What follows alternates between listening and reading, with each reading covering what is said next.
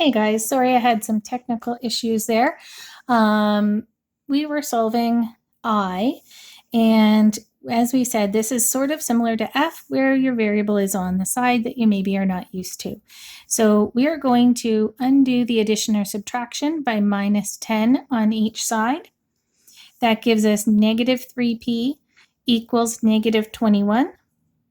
And then dividing out by the negative 3, I'm left with just p on the right-hand side, and a negative divided by a negative, as you guys saw in the day 3 lesson, or if you do that on your calculator, be careful with those negative signs. That's positive 7. Okay, 3 more to go. For J, now we're back to similar kind of to G and H, where the numbers, the terms on the left-hand side of the equation are not in the order that we're used to.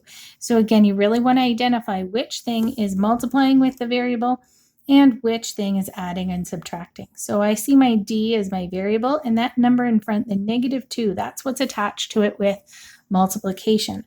So I have to get rid of the other number on that side. That negative 7, I can get rid of that with a plus 7. And of course, doing the same thing to both sides. Negative 7 and plus 7 are opposite operations. So then we have negative 2d equals 11 plus 7 is 18. Remember again, watch that negative, that you don't lose it going down to the next line. Sometimes people forgot that. And then to get d by itself, I'm going to divide both sides by negative 2. And we get d equals 18 divided by negative 2 is negative 9.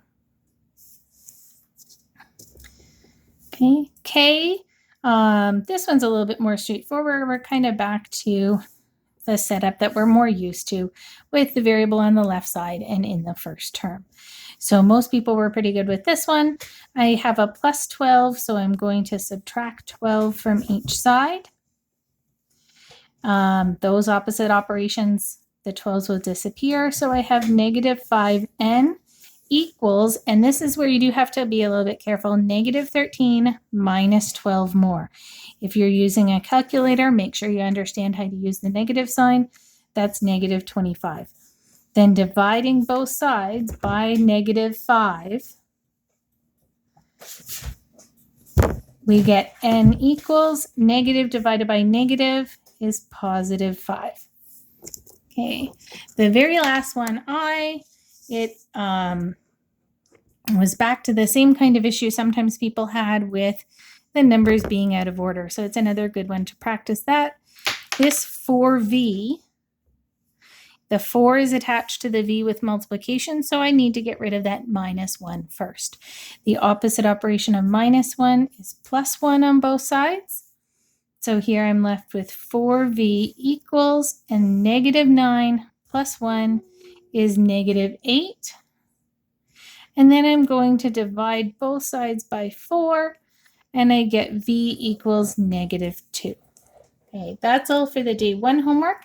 If you've taken a look at these videos and you still are having trouble making your corrections or understanding what mistake you made, please make sure you email or message your teacher on Google Classroom.